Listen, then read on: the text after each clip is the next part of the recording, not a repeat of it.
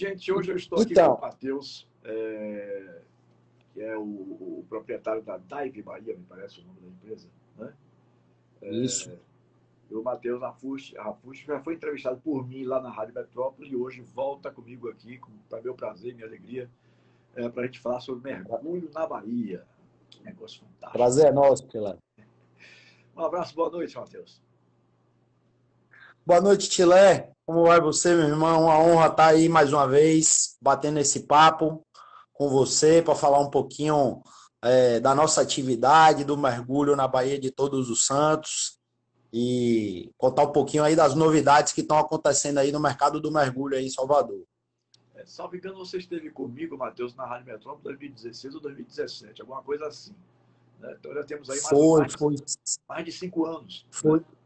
É verdade. Se eu não me engano, foi 2017 que a gente esteve lá batendo aquele papo lá. Eu também imagino que tenha sido 2017 mesmo. Até porque o meu querido amigo e irmão Silvio José Marques, que é o produtor do nosso programa, das sextas-feiras, né? Ele estava comentando comigo e, se não me engano, ele falou 2017 mesmo. Sim. Como é que você começou? Como foi que nasceu esse seu interesse, esse seu amor pelo mergulho? Vamos ter que contar um pouquinho lá de trás até chegarmos aos dias de hoje, né? Porque, por exemplo, Sim, sim. lá a matéria de 2017, certamente algumas perguntas podem até ser repetidas, mas ninguém vai lembrar o que foi que eu perguntei e ninguém vai lembrar hoje o que foi que você respondeu. Né? São mais de 1000 programas Ah, já, então a gente não vai memorizar tudo assim. Então me conte aí, como foi que nasceu isso? Como foi que você se apaixonou pela atividade do mergulho, Matheus? Tilé, mergulho, o mar sempre teve, né, presente na minha vida, né, desde pequeno, desde a minha infância, através de meu pai, principalmente, meus irmãos mais velhos, eu sou o caçula de 5 irmãos, e meus irmãos sempre gostaram muito de pescar, de mergulhar, sempre tiveram barco de pesca, e desde muito novo eu tive esse contato, tive a oportunidade de ter esse contato com o mar e eu desenvolvi, né, criei essa paixão desde muito jovem, né? Não só pela atividade do mergulho, como outras atividades que eu pratico, também pratico surf, tudo relacionado ao mar, sempre me interessou desde muito jovem. E durante minha infância, adolescência, ia veranear com meu pai em Itaparica, é, é, saía com meus irmãos para pescar, aprendi a mergulhar com meus irmãos mais velhos. E à medida que fui amadurecendo, levei a atividade por alguns anos como hobby. Quando eu fiz 23 anos, mais ou menos, um dos meus irmãos se tornou sócio da Dive Bahia e foi quando começou minha história profissional com mergulho, né? Então, de lá para cá, já se vão aí 20 anos dedicando minha vida aí à atividade de mergulho. E a gente toca a Dive Bahia, que é uma das escolas mais tradicionais, mais antigas aí da cidade. A gente está completando esse ano 30 anos, né, a Dive Bahia de atividade, agora em 2022. Estamos desde 1992 no mercado aí, né? Então, é uma longa estrada aí, muita bolinha aí que a gente já fez aí ao longo desses 30 Quer anos. dizer, é paixão de E eu família, então, particular. né? Você falou Sim, aí, sim. No você meu falou do seu caso pai, você foi falou do seu irmão, agora você, quer dizer, já esses anos todos aí com a atividade do mergulho, então isso. é uma paixão de família. É uma paixão de família que eu herdei, né? E aí entrei na Dive a princípio como funcionário, aprendi fiz minha formação, né? Eu já mergulhava, mas não tinha formação de instrutor, então fui fazendo os cursos, fazendo minha formação profissional, até chegar ao nível de instrutor de mergulho. E em 2012 eu comprei a empresa na mão de meu irmão e desde então já fazem 10 anos aí que eu estou tocando aí como proprietário da Dive Bahia. E lá a gente oferece, né, saídas de mergulhos para turistas e mergulhadores locais também, que já são certificados. A gente oferece cursos de mergulho do nível básico, desde o batismo, na verdade, que é um mergulho experimental, para aquela pessoa que não conhece a atividade, que tem curiosidade de saber como é fazer um mergulho, mas não necessariamente essa pessoa tem disponibilidade ou quer fazer um curso completo para tirar a certificação. Então, ela começa, né? A gente recomenda que a pessoa que não tem experiência com mergulho inicie através desse batismo, né? É conhecido aqui no Brasil, que é um programa chamado Discovery Scuba Dive. E aqui a gente chama de batismo, que é um mergulho de um dia. Você faz uma pequena aula, aprende procedimentos de segurança básicos, responde a um questionário médico para ver se você está em condições físicas. Mergulho é uma atividade de aventura, né? Então a gente também tem esse cuidado de ver se a pessoa está em condições físicas, se não tem nenhuma restrição médica antes de participar da atividade. E a pessoa recebe toda a orientação antes do mergulho. A gente sai de barco, se desloca a um dos pontos de mergulho na Baía de Todos os Santos. Temos pontos maravilhosos, né? Salvador é um verdadeiro paraíso para os mergulhadores, né? Eu costumo brincar que é uma Disneylândia do mergulho, porque aqui você tem a ocorrência de naufrágios históricos, bastante, tem diversos navios afundados desde a época da colonização do Brasil até os mais recentes, que eu vou falar mais à frente aí um pouquinho, que são os naufrágios novos aí, que foram afundados já avisando a questão do turismo de mergulho, né? Então, o participante do batismo, ele tem a oportunidade de visitar um desses navios que tem profundidade aí para esse programa variando de 4 a 10, 12 metros de profundidade, e a pessoa tem a oportunidade de fazer um mergulho na companhia do instrutor com toda a segurança, uma imersão de 40 minutos aproximadamente, para conhecer a atividade de uma forma segura e a partir daí partir já para um curso de formação para tirar uma certificação de mergulho. Eu gosto de fazer a live aqui de forma bem descontraída, aí eu de vez em quando toco em alguns assuntos que são relacionados a mim com relação em consonância com o assunto, né? Por exemplo, eu sempre fui apaixonado pelo mar, sempre fui apaixonado. Agora, eu já fiz 8 cruzeiros em transatlânticos, e como fã incondicional de Roberto Carlos, inclusive desses 8, 3 foram do projeto Emoções de Roberto Carlos. E se eu disser uma coisa a você, você vai dizer, faço hidroginástica diariamente, quer dizer, água também, né? Mas eu não sei nadar, imagina. Confesso isso aqui publicamente, eu não sei nadar. O cara diz, como é que você gosta de navio? Se tiver um problema qualquer, como é que você vai fazer? Parece até brincadeira um negócio desse, né? Como é que você vai fazer isso?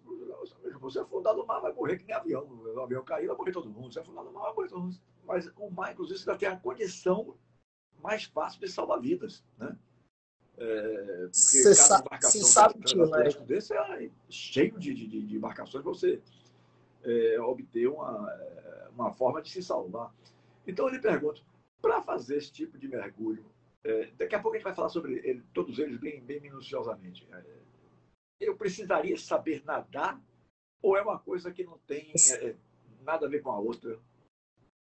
Essa é uma pergunta clássica, né, Tchela? Muitas pessoas me perguntam isso. Pô, sou doido para mergulhar, Matheus, mas não sei nadar. Como é que é? Pode? Veja só, eu já levei pessoas nessa experiência do batismo que não eram exímios nadadores. É óbvio, né, que é importante que a pessoa tenha algum contato com a água e tal, mas você não precisa ser um exímio nadador para estar experimentando o mergulho autônomo. O mergulho, a gente utiliza, né, vários equipamentos. Você vai mergulhar com o colete equilibrador, vai o cilindro, regulador de mergulho. Então, esses equipamentos, eles te auxiliam na questão da flutuabilidade. Você tem um colete lá que você cai na água com ele todo inflado, por exemplo. Então, a pessoa não cai lá e afunda que nem uma pedra, né? A gente tem todo um controle na atividade que fornece uma segurança para o participante, que ele não vai se afogar. E como eu te falei também, né? Esse participante desse programa ele vai estar sendo o tempo todo ali acompanhado pelo instrutor de mergulho, que vai estar ali provendo toda a segurança para a pessoa experimentar a atividade sem riscos, né? A questão da natação, ela não é tão importante porque o equipamento ele te auxilia na flutuabilidade. Agora, existem alguns procedimentos de ordem física que eu diria que são mais importantes até do que a pessoa ser uma exímia nadadora para poder participar do mergulho. Por exemplo, a questão da respiração. Então, são basicamente 3 procedimentos de ordem física que o instrutor de mergulho não pode realizar pelo participante. Primeiro, respiração, que é a regra mais importante do mergulho, né? A gente tem o reflexo a vida toda, né, Tilé? Você, quando mergulha, qual é a primeira coisa que você faz? Quando você dá um mergulho na piscina, me diga aí você. Prender a respiração. Isso. Não é verdade? Uhum. E no mergulho autônomo, a gente faz o oposto, né? Então, o equipamento ele lhe permite respirar o tempo todo debaixo d'água. E essa é uma das regras mais importantes, se não a mais importante, do mergulho autônomo. Respirar o tempo todo, continuamente, e jamais prender a respiração durante a atividade. Então, esse é um dos procedimentos de ordem física que a pessoa tem que realizar para mergulhar com segurança. O outro está relacionado ao aumento da pressão atmosférica. Então, quando a gente mergulha, à medida que eu vou descendo lá, né, para o fundo do mar, o peso da água, a pressão, vai fazer com que você sinta esse efeito do aumento da pressão, principalmente sobre os seus espaços aéreos, né? Ouvido, por exemplo, o primeiro efeito desse aumento da pressão. À medida que a gente desce ali alguns metros, você já vai sentir aquela sensação, como a mesma sensação do pouso do avião lá, né? Quando o avião está pousando, que a gente sente aquela variação no ouvido, ou quando eu estou de carro na serra lá, numa serra bem alta, e eu vario, desço a serra de carro muito rápido, que a gente sente aquela variaçãozinha no ouvido. Então, esse é outro procedimento de ordem física que o participante ele tem que realizar. O instrutor não pode fazer por ele durante a atividade. Equalizar os espaços aéreos, ouvidos, seio da face, a máscara de mergulho. E tem alguns outros também. Desalagar a máscara de mergulho também é um procedimento que depende do mergulhador. Ele tem que exalar o ar pelo nariz ali para ele conseguir tirar a água, se entrar água na máscara durante a experiência. Ou, por exemplo, se entra água no regulador de mergulho também durante a experiência. A pessoa fica feliz ali, dá um sorrisão, não veda o bocal legal, entra um pouquinho de água, viu o peixinho, ficou feliz. Então ela tem que ser capaz também de desalagar o regulador de mergulho através de um sopro ou apertando o botão do regulador. Então são esses procedimentos de ordem física que o participante ele precisa realizar para fazer o mergulho com conforto. Nadar não a pessoa não precisa ser uma exímia nadadora, porque eu ajusto ela ali, o equipamento ajuda, né, a estabelecer uma boa flutuabilidade na água, e o instrutor pode conduzir, vamos dizer assim, esse participante durante a experiência. O mergulho, pode-se dizer que o mergulho é perigoso ou não, Matheus?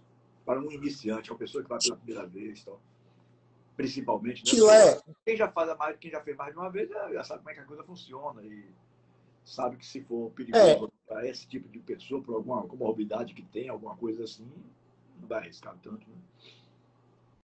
Sim, sim. A atividade, ela traz riscos, né? Mergulho autônomo tem riscos envolvidos na atividade, mas, por outro lado, é uma atividade muito segura, desde que você realize a atividade seguindo os estándares das certificadoras internacionais de segurança, que são os padrões, né? Você tem algumas certificadoras no mercado do mergulho que regulam essas regras, né, que a gente tem que seguir para fazer o mergulho, atividade com segurança. Desde que você siga essas regras e padrões de segurança, esses standards, é uma atividade muito segura, certo? Os índices de acidente com mergulho autônomo são mínimos se você comparar com outras atividades de aventura, por exemplo, né? É, por exemplo, já que a gente está falando de mergulho, o mergulho livre, que é o mergulho em apneia, você não utiliza equipamento autônomo, ele é uma atividade que tem um índice de acidentes muito maior, por incrível que pareça, do que o mergulho com cilindro. Né? É comum a gente ver histórias aí de caçadores, apneístas, que o cara estava lá pescando, fazendo caça submarina e apagou, né? Porque de repente forçou muito ali uma apneia e tal. No mergulho autônomo, os índices de acidentes são baixíssimos, desde que se sigam as regras de segurança. Agora, é uma atividade de aventura e tem alguns riscos envolvidos, sim. Certo. Pode gerar, por exemplo, a claustrofobia, por exemplo, a pessoa ficar agoniada e tal, e aí como é que você conduz esse tipo de coisa? Tem, sim, tem, principalmente no o participante do batismo, né? A pessoa que está indo pela primeira Do acesso, né? vez. O mergulho, ele, no primeiro momento ali, eu costumo dizer para o pessoal que participa da experiência comigo, que os primeiros 5 minutos são cruciais, né? Porque você está equipado ali, com bastante equipamento, você não está acostumado, é um pouco pesado. Quando você cai na água, você se sente um pouco ansioso, meio desconfortável, mas à medida que você é, pratica um pouco ali, faz uma adaptação antes de descer, respira no equipamento, a gente faz ali uma adaptação antes de descer propriamente falando, né? Você vai ficar na água, você vai respirar com o equipamento de mergulho, testar. Depois de alguns minutos, seu subconsciente percebe que o equipamento funciona muito bem, que ele é muito seguro, que você consegue respirar através do regulador com conforto, com segurança, o ar vem com facilidade. E depois de alguns minutos ali fazendo essa adaptação, a pessoa tem uma tendência a ir relaxando, a ir se acalmando. Então, é preciso também uma tranquilidadezinha inicial, eu diria assim, né? A pessoa tem que manter uma calmazinha ali nesses primeiros 5, 10 minutos, para poder se adaptar com o equipamento, ganhar confiança, baixar o nível de ansiedade, e aí a partir daí você vai ter uma experiência inesquecível, né? Mergulhar o ser humano vai em outra dimensão, eu diria assim, né? Tudo tridimensional quando você está na água, né? Você tá ali como se estivesse num aquário, interagindo com a vida marinha, com os peixes, visitando sítios históricos, que aqui em Salvador a gente tem bastante, né? Desde os naufrágios, os galeões, o Galeão Sacramento, o Trek, é, naufrágios do século XIX também, vapores, ali na entrada do Farol da Barra, ali na região entre o Barravento e a praia do Porto da Barra, por exemplo, só naquele pedacinho ali você tem a ocorrência de 5 navios ali do século XIX, todos os vapores, né, que afundaram devido a encalhe ali, naufrágios naturais, fora os navios mais novos aí que já foram afundados no ano passado, para visando a questão do turismo de mergulho. Daqui a pouco eu vou perguntar sobre esses casos aí que você está falando, dos navios mais antigos e dos mais novos, que inclusive foi um ferryboat, me parece que foi afundado, né? Porque ele tinha problemas e Isso. tal. Mas daqui a pouco eu falo sobre isso. O que eu queria que você me explicasse, e aí pode ser uma pergunta até mal formulada, então coisa de leigo, né? Quando você fala dos cilindros, são aqueles cilindros de oxigênio, não é isso? É, Que a gente vê muito nos filmes, em que o cara está nadando de forma bem profunda e tal. Existe então um mergulho com o cilindro, que deve ser uma coisa mais para profissional, e um outro tipo de mergulho mais para amador. Seria isso, Matheus? Na verdade, não, Tilé. O que a gente. Todas essas experiências que eu te falei, o batismo, por exemplo, já é um mergulho com cilindro. Você tem outras modalidades, como o mergulho livre, que é um mergulho em apneia, né? Que você vai só com o fôlego do seu pulmão. A pessoa é chamado de mergulho livre, nesse caso aí. No nosso caso, a gente está falando de mergulho autônomo, não é? Mergulho scuba, que é o mergulho utilizando um equipamento autônomo, que é o cilindro de mergulho que você vê nos filmes aí. Então, nesse caso, o mergulho recreativo, o mergulho autônomo, ele é dividido em algumas modalidades, né? A gente está falando aqui hoje de mergulho recreacional, que é esse mergulho turístico para contemplação, para a gente conhecer naufrágios, para você aprender a mergulhar de forma autônoma, com segurança, sempre na companhia de um dupla.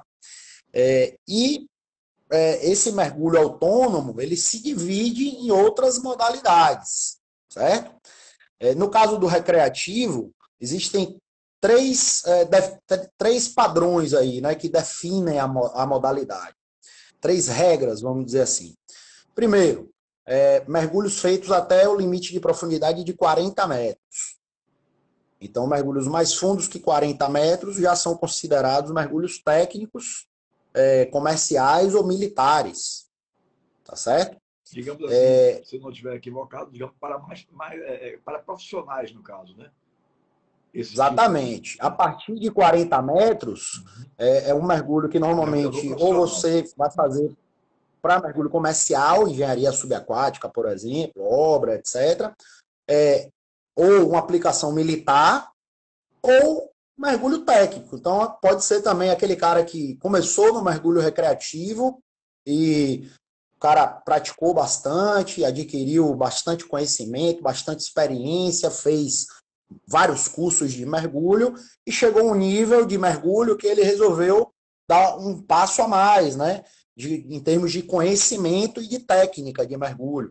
Então, vou mergulhar mais fundo, vou usar misturas gasosas para poder fazer esse tipo de mergulho, vou realizar mergulhos descompressivos, mergulhos em caverna, mergulho em penetração em naufrágio. Você inicia com batismo, normalmente depois você vai fazer um curso básico. Nesse nível básico, a pessoa vai até 18 metros, é o limite desse nível de entrada, vamos dizer assim, depois do batismo, né? Aí depois você tem os cursos de especialização, que é o avançado, onde você faz especialidades de mergulho. Por exemplo, mergulho noturno, mergulho em correnteza, mergulho em naufrágios, mergulho com roupa seca, se o cidadão pretende mergulhar lá num local gelado, né, vamos dizer assim, que a água é muito fria, precisa de um traje especial para suportar ali a temperatura. E aí, depois que você vai fazendo essas especializações, começam os cursos de formação profissional. Então, o cara vai fazer um curso de primeiros socorros, que geralmente, no nosso caso aqui, a gente foca bastante na questão de afogamento, acidente de mergulho. Depois, a pessoa pode... o próximo curso seria o Rescue Diver, que é o mergulhador de resgate. E aí, a partir daí, começam os níveis profissionais na área do mergulho recreativo. Porque se distinguem, né? Você tem a área profissional do mergulho recreacional, que é o que a gente faz aqui, nosso carro-chefe, que é formação de mergulhadores, condução de mergulhadores formados para visitar os sítios de mergulho aqui da Baía de Todos os Santos, formação de profissionais de mergulho na área recreativa, e você tem a área de mergulho comercial, que aí não tem nada a ver com mergulho recreativo. Aquela parte de engenharia subaquática, né? Então, obras de construção de piers, pontes, manutenção em plataformas de petróleo, enfim, tem diversos tipos de serviço, corte e solda. A gente faz também, eu sou mergulhador profissional. Por exemplo, aqui eu já fiz serviços aqui para empresas estrangeiras na área de internet, né? Cabo de fibra ótica. Então, a internet que a gente está usando aqui, Tilé, para se comunicar, ela viaja através de cabos de fibra ótica subaquáticos, que atravessam os oceanos, transmitindo esse sinal que a gente está usando aqui.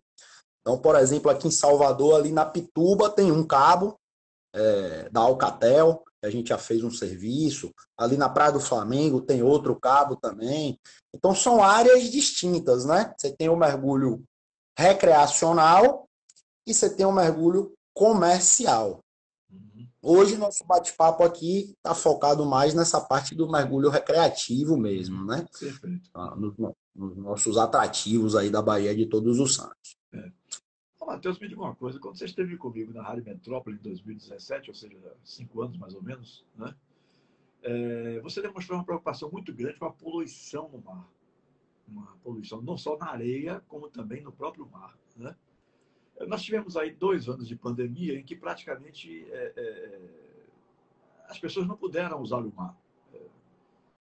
A prefeitura aqui bloqueou tudo, né? O governo do estado também bloqueou tudo. Então, isso melhorou em função desse tempo em que as pessoas não puderam frequentar. Houve uma melhora, num linguajar bem popular. Isso ocasionou algum tipo de limpeza no mar. Como é que você me fala sobre isso? Chile, com certeza, houve um impacto positivo nesse aspecto, né?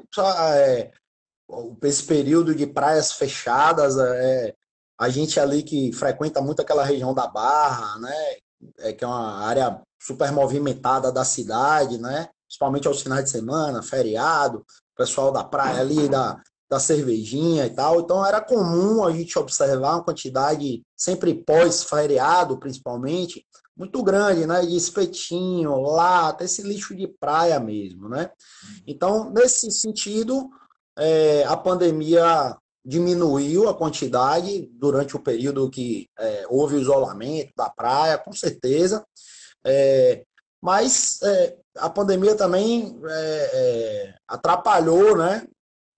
Porque a gente vive de turismo, né? Então, foi um período complicado aí para as empresas do setor de mergulho, né? Na cidade de Salvador. O turista ficou afastado, ainda está um pouco afastado, né? Estamos voltando devagarzinho aí. A questão da poluição, na minha opinião, ela ainda é uma questão importante, né? A gente precisa olhar para isso com bastante cuidado. Tem essa semana mesmo houve aí, né? Eu acompanhei aí que houve um serviço na Embasa aí que não sei se quebrou uma bomba aí da Embasa ali do sistema Lucaia e foi despejado esgoto na praia do Rio Vermelho ali. As praias ficaram impróprias aí essa semana para o banho. Então, a gente ainda tem, né, várias questões aí para resolver nesse âmbito aí. Aquela região ali do subúrbio também, na minha opinião, é uma região da cidade que merecia um cuidado maior das autoridades, no sentido de promover ali algum tipo de projeto para melhorar na Península de Itapajipe, ali, que é uma região lindíssima da cidade e que, na minha opinião, é um pouco mal cuidada com relação a essa questão ambiental ali, de despejo de tanto lixo quanto dejetos ali naquela região, principalmente. Mas a Baía de Todos os Santos, de um modo geral, é um paraíso para os mergulhadores, né? A gente tem aí ao longo de todo o ano água cristalina na maior parte do ano, temperaturas super agradáveis, muita vida marinha nos naufrágios, nos fundos de corais. Então, é um patrimônio que todos os baianos soteropolitanos deveriam conhecer e preservar. É algo também que a gente recebe turistas do mundo todo aqui para conhecer esses pontos de mergulho que a gente tem aqui. Tem gente que vem só para conhecer, eu recebo gente aqui de tudo que é canto do mundo, que às vezes vem e passa 10 dias aqui só fazendo turismo de mergulho. O cara vem para conhecer todos os naufrágios que a gente tem aqui na Baía de Todos os Santos. Bom, gente, repito, algumas perguntas aqui podem não ter muito sentido, porque é pergunta de leigo, né? Pergunta de Nada, leigo. mas a gente... O cara que não sabe nem nadar, imagine. Só pode fazer pergunta de leigo mesmo. Rapaz, as pessoas dão risada. Meus amigos mais próximos, eles riem quando eu digo isso. Rapaz, você viajou tanto, viaja atualmente nem tanto, mas no passado recente, né? Cheguei a fazer 8 viagens de transatlântico. Extremamente fundo do mar, alto mar mesmo, né? Esses transatlânticos normalmente oferecem mergulho também, viu, Tila? E eu tô lhe esperando para vir fazer um batismo comigo. Desde 2017 que você está me devendo essa visita, viu? Isso aí me falta um pouquinho de coragem, realmente, eu tenho que confessar. Isso aqui. Mas é incrível, é uma pessoa que é apaixonada. Assim, eu sou apaixonado. Quando eu faço essas viagens, nossa, eu volto uns 10 anos renovado, sabe? Aquela coisa assim, você ficar fazendo só o mar por tudo que é lado, você não vê nada mais além do mar, de um lado ou do outro, não tem outra opção. Então, assim, a pessoa não saber nadar realmente é até, digamos assim, uma atitude, como é que eu poderia denominar, meu Deus? É um relapso, né? Você é um baiano, rapaz, num marzão desse aqui, um soteropolitano, É, não saber nadar. mas aí sim, então, colocando a pergunta, quando você falou aí que a maioria dos que são recreativos chegam no máximo 40 metros de profundidade, né? Isso. No Aí é que eu vou nível. encaixar a pergunta de leigo. Por exemplo, não sei nem se vou saber colocar direitinho aqui o que é que eu quero perguntar. Você tem a areia, o início do mar, né? O raso onde você bota seu pé, e para se alcançar esses 40 metros de profundidade, você teria que ir em linha reta. Quantos metros ou quantos quilômetros? Deu para entender? Não. Chilé, não necessariamente. Você sabe que aqui, a Baía de Todos os Santos, inclusive, ali na entrada da Bahia, né, no meio, na meia travessa que a gente chama, que é o canal da Baía de Todos os Santos, você tem uma falha geológica, né? Então você tem aqui pertinho, aqui na frente do Porto da Barra, a gente tem essa fenda, essa falha geológica com locais que a profundidade vai até 86 metros, ali na frente do Farol da Barra, do Porto. Então ali a 200 metros, 300 metros da praia, se você sair em linha reta ali do Porto da Barra, você já alcança 30, 40 metros de profundidade fácil, né? Então, você pode ter essa profundidade muito próximo à costa, dependendo do local onde você está. Agora, a gente aqui na Baía de Todos os Santos tem muitos pontos, né? Então, esses naufrágios, eu tenho um ponto de mergulho onde a gente gasta de 15 minutos de navegação até 2 horas e meia de distância. Por exemplo, no domingo agora eu vou visitar um ponto que é bem distante, né? Lá para o lado da ilha, chama Cascos, que a gente navega 2 horas para chegar lá.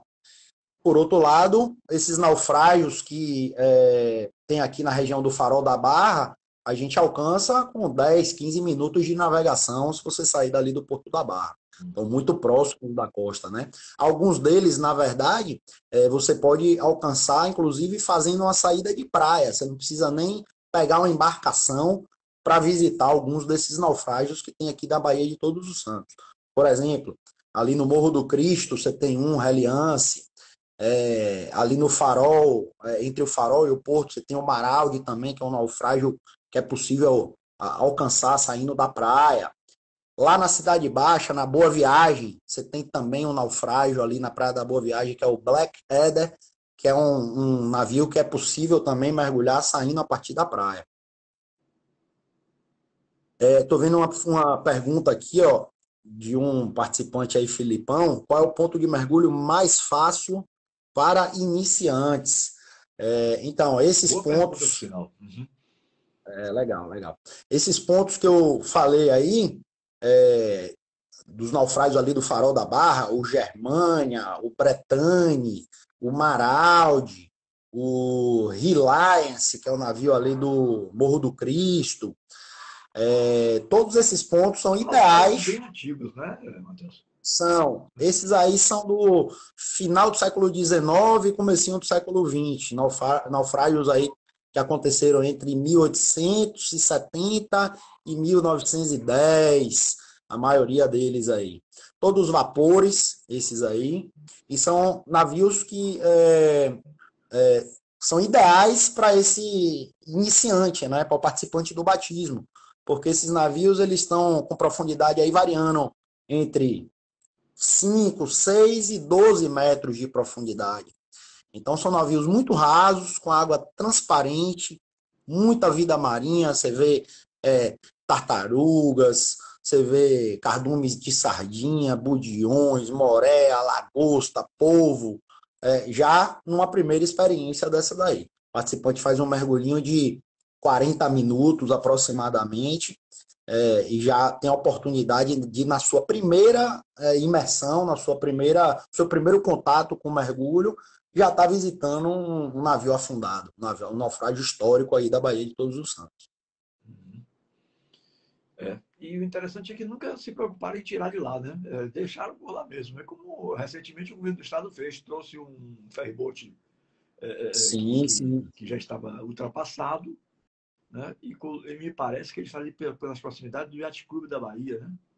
Exatamente, Tilé. Não só não tiramos, como no último ano ainda, fez um ano agora, né, em novembro, o naufrágio do ferryboat Agenor Gordilho e também do rebocador Vega. Então foram 2 navios que foram preparados para o turismo de mergulho aqui na Baía de Todos os Santos. Eram navios que estavam descomissionados, e a gente tem a MERB, né, que é a Associação das Empresas de Mergulho do Estado da Bahia, já vinha com essa tentativa de viabilizar esse projeto há vários anos, né, para fomentar a atividade do mergulho, porque isso já acontece em outros países, nos Estados Unidos, ali na região da Flórida, por exemplo, os americanos afundaram diversos navios para incentivar o turismo de mergulho. E aqui a gente já tem a ocorrência de mais de 30 navios históricos que afundaram por causas naturais. Então a gente já tem esse patrimônio que está aí para a gente explorar, e a gente precisa valorizar tanto esse patrimônio existente, não só nesse aspecto turístico, mas também no aspecto histórico, o que esses navios representam para a história do Brasil, quanto incentivar trazendo outros pontos de mergulho, porque alguns desses pontos nossos aí são navios muito antigos, já estavam bem desmantelados, então o afundamento desses novos navios na Baía de Todos os Santos está movimentando o turismo de mergulho, está atraindo mergulhadores tanto no âmbito nacional quanto mergulhadores de outros países para visitar esses novos pontos aí. Ferryboat Agenor Gordilho, como você bem falou, Tchela, esses 2 novos navios foram afundados ali de frente ao Yacht Clube. Então, já avisando as excelentes condições de mergulho da Baía de Todos os Santos, água cristalina, temperatura agradável, boas condições de navegação na maior parte do ano. Então, mergulhamos de inverno a verão aqui em Salvador. Quanto também o deslocamento, né? Então, você está ali a 20 minutinhos do terminal náutico, 10 minutos do Yacht Clube, do Porto da Barra. Então, o acesso ficou muito fácil.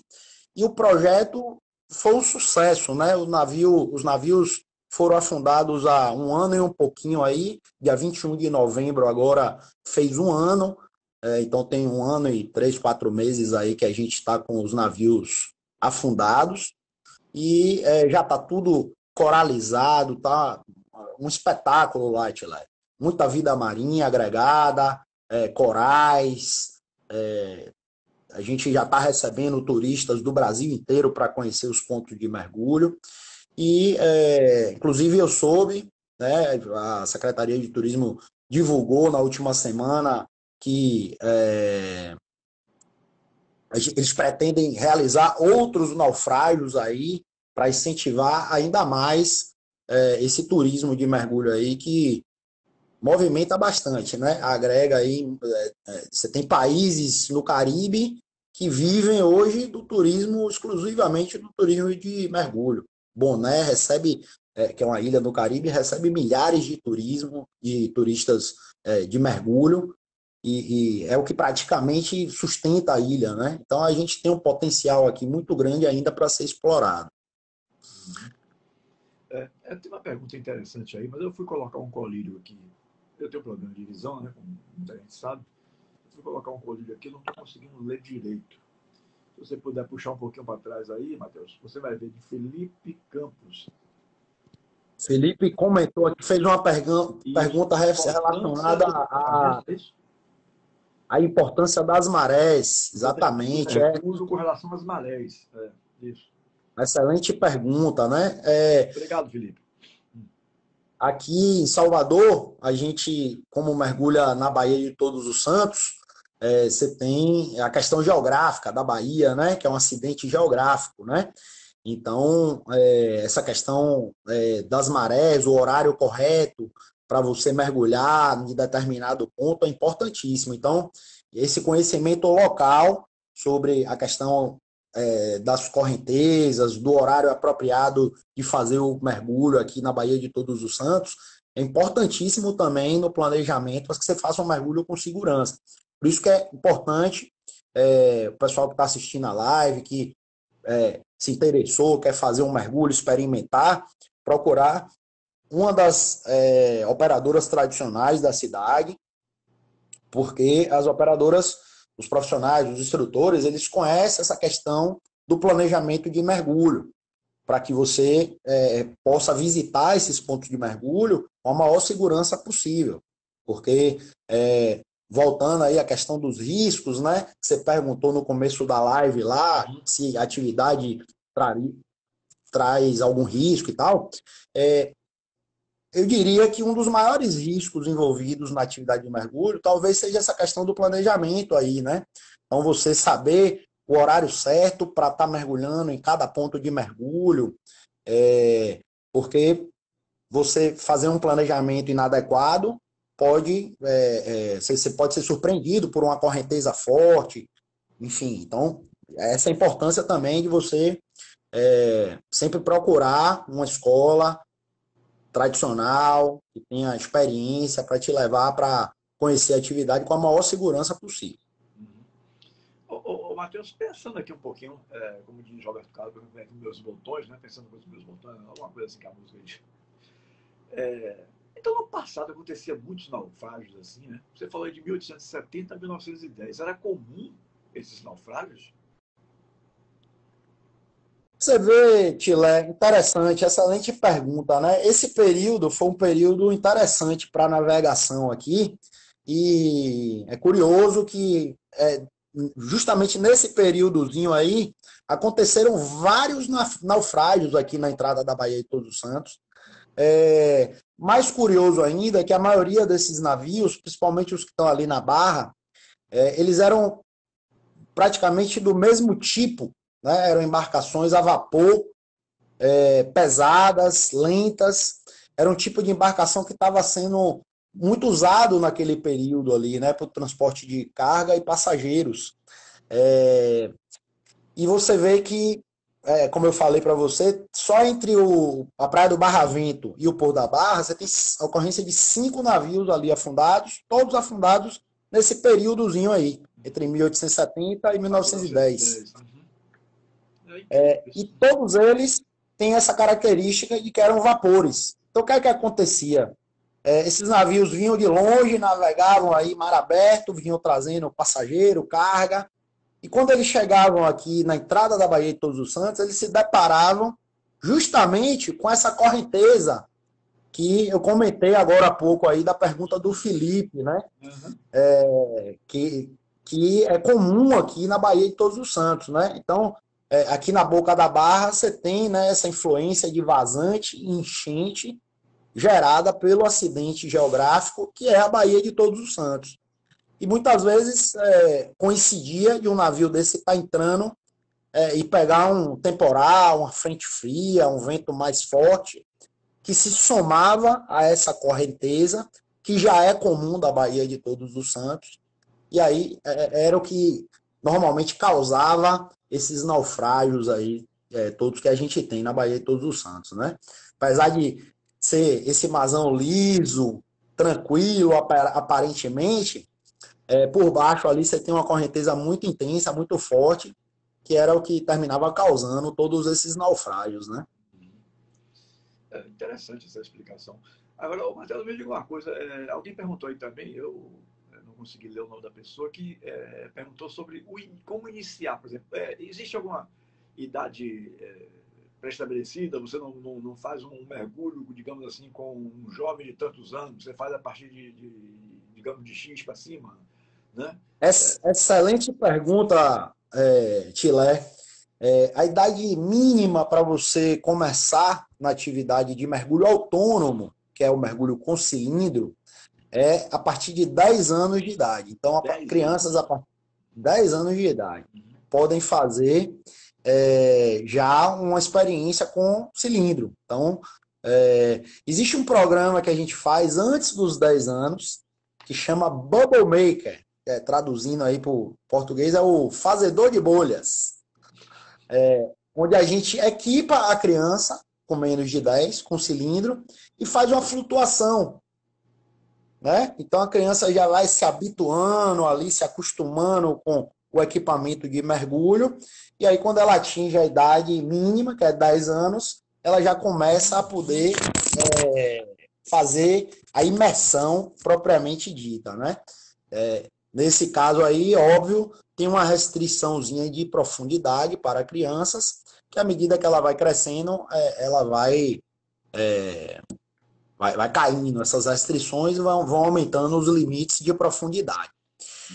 Mas, assim, basicamente, para iniciar, a pessoa tem que estar em bom estado de saúde. Eu vi um comentário aí de minha amigona, uma cliente nossa, dona Marita, que tem 70 anos e sempre está mergulhando aqui conosco. Então, tem a idade mínima, que é 10, mas eu tenho aí a dona Marita, que acabou de comentar aí. Grande abraço, Maritinha, um beijão para você. Estou lhe esperando para fazer seu mergulho. Ela, por exemplo, tem 70 anos e é mergulhadora ativa, sempre está vindo ver cavalo marinho aqui comigo. Sim, ela tem 70 e Então, você aceitaria fazer mergulho com até quanta idade, por exemplo? Você não recomenda de X para cima? Tilé, veja só, não tem uma idade máxima para você fazer mergulho. Agora, existe a questão de você estar em boas condições de Sim, saúde. certo. Você tem No meu caso, pessoas de Dona de. Marita, no caso. Isso a gente está mas estamos Sim, bem de saúde, aí pode ser. perfeito. Dona Marita tem 70, mas está enxutona e joga duro. Boa de saúde, faz tudo, pratica academia, caminhada, não tem nenhuma restrição, não tem problema circulatório, não tem problema respiratório. É uma pessoa que está em boas condições de saúde. Então, ela pode praticar o mergulho. Por outro lado, você tem pessoas jovens que têm restrições de saúde. E esses, mesmo jovens, não podem praticar mergulho. Você tem algumas contingências que lhe impedem de fazer mergulho autônomo. Então, normalmente, problemas relacionados à circulação, problemas cardíacos, algumas pessoas que tomam alguns medicamentos controlados também podem ter restrição. Mas tudo isso, quando o participante inicia na atividade, a gente sempre pede para a pessoa responder um questionário médico sobre o histórico de saúde do participante. Então, é esse questionário que vai determinar se a pessoa já vai estar liberada de cara para ir para a água ou se ela vai precisar fazer um exame complementar. Então, nesse questionário médico, que o participante responde antes do mergulho, ele responde ali algumas perguntas sobre o histórico de saúde. Caso haja alguma resposta positiva, aí a gente pede que antes de realizar a imersão, o mergulho, essa pessoa procure um médico de sua confiança, ou até um médico hiperbárico, que a gente recomenda, que é um médico especialista no mergulho, que é esse profissional que vai bater o martelo, né? Liberar a pessoa definitivamente ou não para a atividade. Mas a pessoa estando bem de saúde, já tive clientes até de 80 anos mergulhando comigo. Certo? não tem um limite máximo, não. A A pessoa questão estando com principal, fundamental saúde, aí, pelo que você relata, é a questão da saúde. Se tiver com exatamente, saúde, né, é bem provável que possa fazer o mergulho. com certeza. Né? Se tiver em bom estado de saúde, está liberado para mergulhar. É uma atividade super recomendada, de baixo impacto, você está na água, é uma atividade, eu costumo até brincar, né? Porque mergulho é uma atividade de aventura, né? A gente visita o fundo do mar, vai para outra dimensão ali, mas por outro lado, é uma atividade contemplativa, né? Então é uma atividade relaxante. Quando a gente está Você só vai mesmo debaixo d'água, admirar a beleza, né? Admirar aquilo que está perfeito. vendo no fundo do mar. Né? O que é que Então, mais lhe pelo encanta? Vamos contrário, ver, você, Matheus, o que é que mais lhe encanta do fundo do mar? Chilé, eu sou apaixonado, né, por mergulhar. É, assim, uma pergunta que me fazem todos os dias, né? Que a gente É. está mergulhando todos os dias há 20 anos e o pessoal me pergunta, rapaz, você não enjoa não de mergulhar todo dia no mesmo lugar? Mas eu diria que essa é a grande beleza do mergulho, né? É que todos os dias são diferentes. Você pode visitar o mesmo ponto de mergulho 1000 vezes, você todo dia vai ver uma coisa nova ali. Você vai ver um animal diferente, você vai ver um comportamento do animal diferente. A maré vai estar de um jeito diferente, a visibilidade muda. Mesmo nos dias que teoricamente está ruim, vamos dizer assim, seria um dia com baixa visibilidade, você encontra outros atrativos no mergulho, né? Você regula o seu foco de, vamos dizer assim, vamos imaginar nossa vista durante o mergulho como a lente de uma câmera, né? Você pode estar num dia que o mergulho está com a visibilidade maravilhosa, você está com a visão, uma lente grande angular, você vê tudo, e num dia que o mergulho está com a visibilidade mais restrita, você presta mais atenção nos detalhes do coral, de uma esponja, né? Um peixe menorzinho ali, a vida marinha macro, vamos dizer assim. Então, cabe ao mergulhador tirar o melhor de cada ponto de mergulho ali, né? Então, eu diria que eu sou um apaixonado aí, eu não me canso não, viu, Tilé? Em média, quanto tempo dura um mergulho desse? Para a pessoa que vai lá querendo contemplar. Esse mergulho inicial do batismo, em média, dura 40 minutos. Mas, assim, o mergulho autônomo, ele tem algumas regras que estão relacionadas ao seu tempo de exposição à pressão. Então, funciona assim, Tchela. Quanto maior a profundidade do mergulho, ou seja, quanto mais fundo você descer, menor é a sua exposição a essa pressão. Então, no mergulho recreativo, quanto mais fundo eu vou, vai diminuindo o meu tempo de exposição a essa pressão. Então, por exemplo, no mergulho recreativo, se eu vou a 40 metros de profundidade, o meu tempo máximo permitido de fundo é de 9 minutos, certo? Por outro lado, se você faz um mergulho a 12 metros de profundidade, você pode ficar lá até 236 minutos.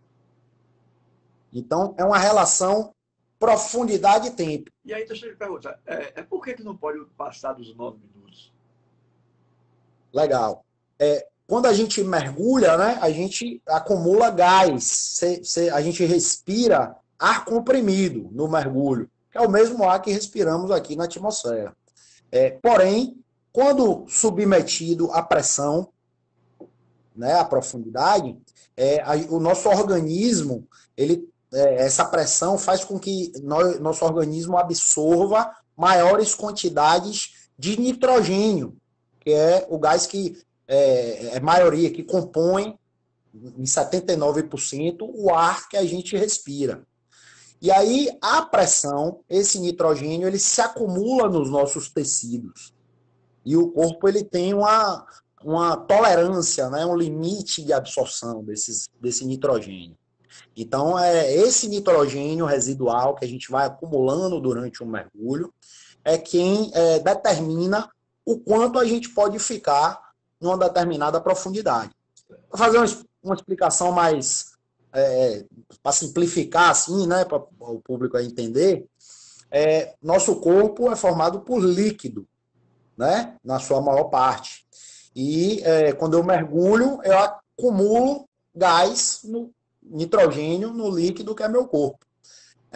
Para fazer uma comparação, é como se fosse, imagine aí a garrafa de Coca-Cola, que você sabe que tem gás ali na sua Coca-Cola, mas quando ela está quietinha ali na geladeira, você não vê esse gás até você abrir sua Coca-Cola. E aí você ouve lá o gásinho saindo, mas se ela estiver geladinha e você não sacudiu ela não derrama, não é verdade? Verdade. Então é mais ou menos isso aí, Tchilé. O mergulhador que se mantém dentro dos limites, né? Ele absorve ali um gásinho, uma determinada quantidade de gás, mas isso não influencia, né? Depois de um tempo, o seu organismo metaboliza e elimina esse residual de nitrogênio. Agora, se eu excedo, né, o meu limite de exposição, acontece o mesmo que acontece com a Coca-Cola, né? Você sacudir sua Coca-Cola e abrir ela de vez, você vai derramar. Exato. A mesma coisa acontece com o corpo do mergulhador. Se você excede esses limites de exposição, ou se você faz uma subida muito rápida de um mergulho, você pode ter problemas de embolia, né? De doença descompressiva, que a gente chama. Então, por isso que é importante conhecer a regra de segurança e respeitar, que é o mais importante, né? E no sentido contrário, você falou que pode até durar 236 minutos, né? Por que a pessoa consegue ir até os 236 minutos, no caso? O que é que diferencia dos 9 minutos? Pronto. Quanto mais fundo você vai, maior a pressão atmosférica ambiente, né? Então, esse aumento da pressão que determina o quanto de gás você vai absorver. Então, se eu estou mergulhando mais raso, meu corpo absorve menos nitrogênio, então eu consigo me expor à pressão por mais tempo. Se eu vou mais fundo, a 30 metros, 40, por exemplo, eu já estou a 30 metros, por exemplo, a 4 atmosferas de pressão. Então, eu absorvo 3 vezes mais gás do que eu absorveria a 10 metros. Então, a velocidade com a qual você vai atingir o seu limite de exposição ao gás é muito maior à medida que você vai aumentando a profundidade do mergulho. Se eu mergulho um pouco mais raso, eu termino absorvendo menos nitrogênio durante o mergulho e isso me permite uma exposição maior, né? Eu consigo ficar mais tempo ali sem correr o risco de ter uma doença descompressiva, de ter uma embolia.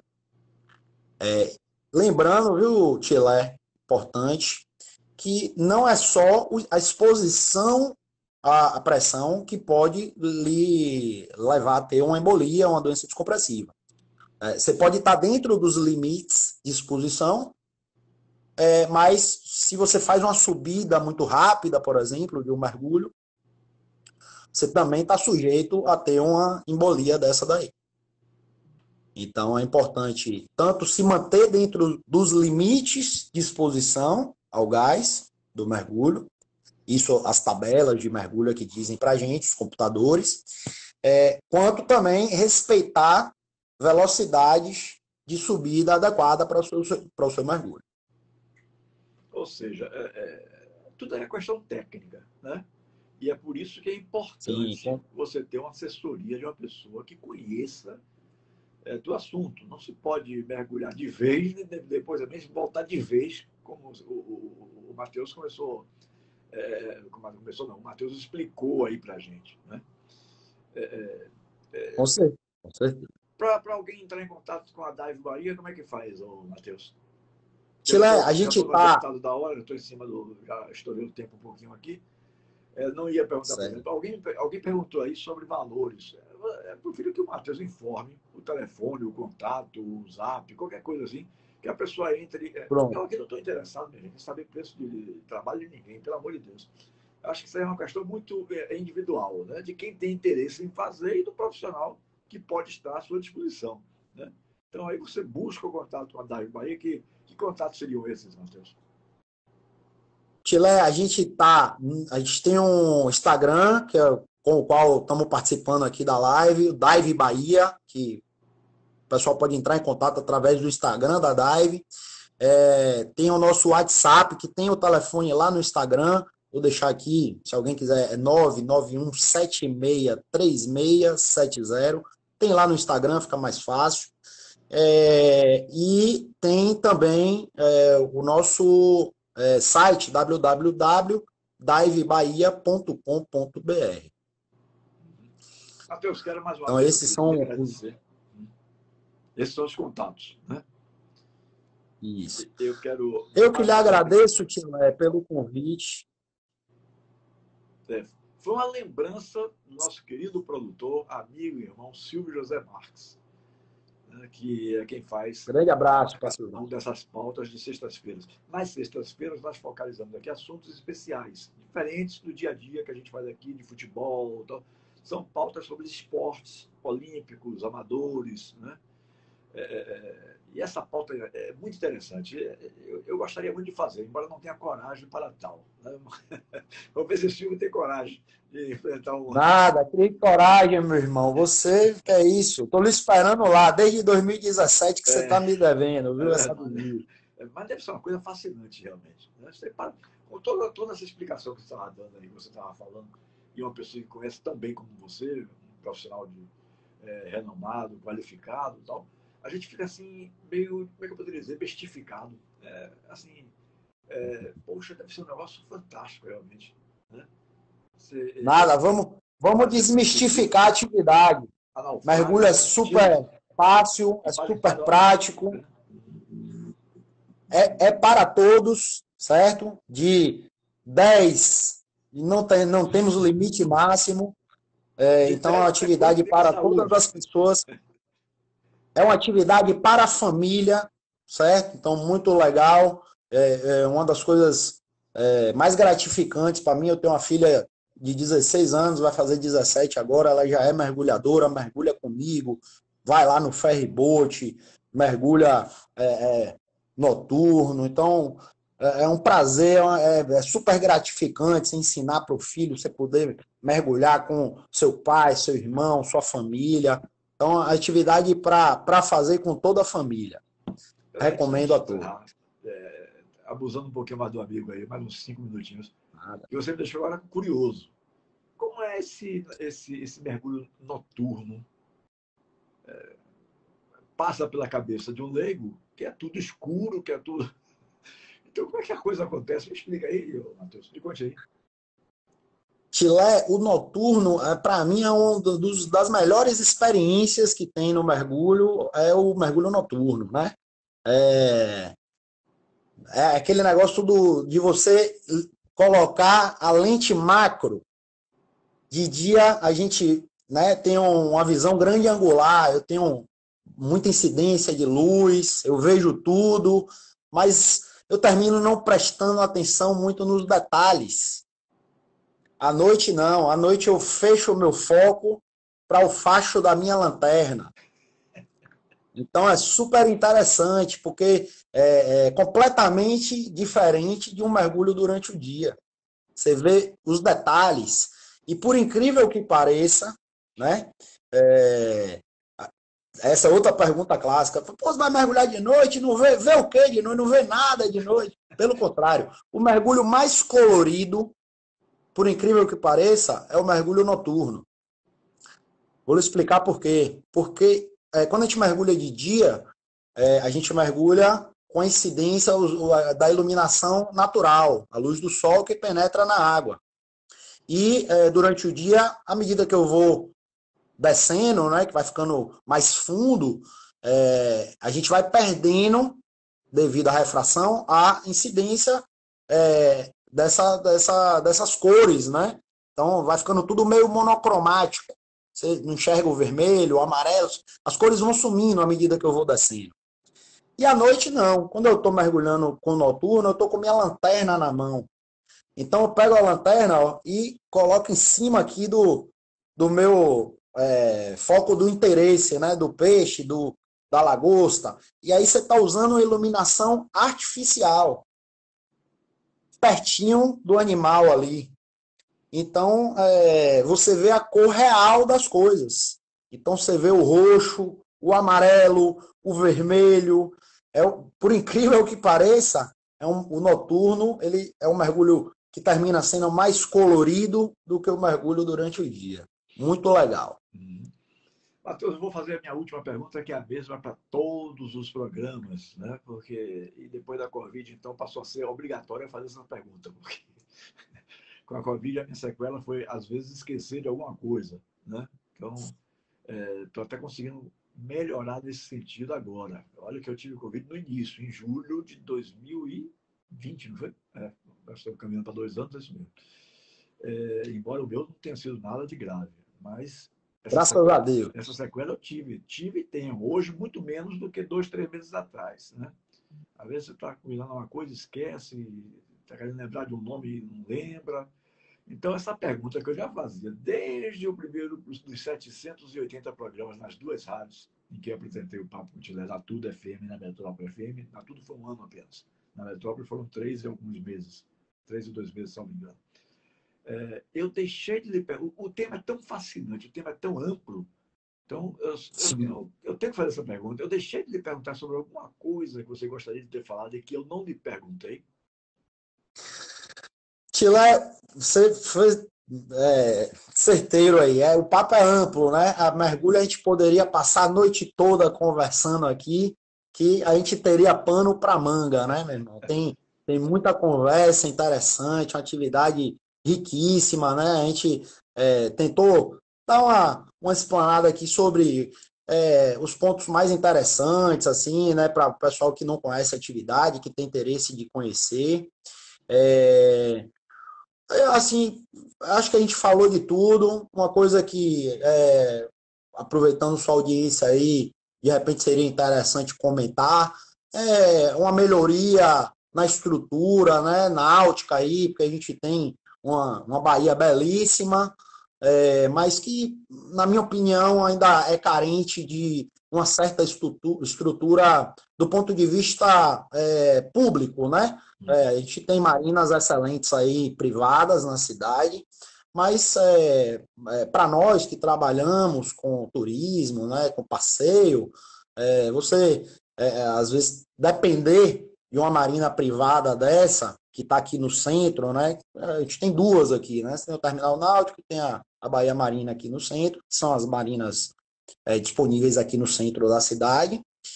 Mas eu acho que Salvador ainda é carente de uma estrutura pública, municipal, que auxilie aos operadores, não só de mergulho, mas do turismo náutico de um modo geral, né? Tem as ilhas aí, os passeios, tem muita coisa que pode ser explorada no setor náutico, na Baía de Todos os Santos, e eu acho que a prefeitura poderia dar uma olhadinha